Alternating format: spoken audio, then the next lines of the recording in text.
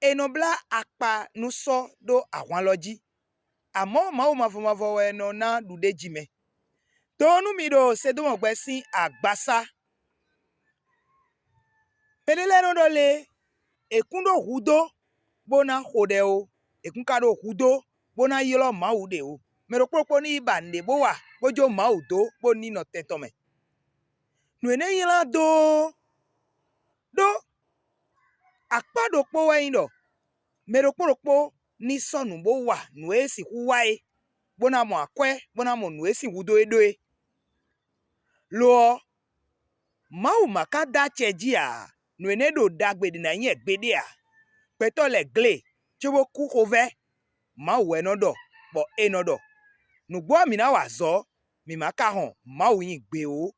Nuyen ho ta konukunokpo kikame gbanukunokpo eiso.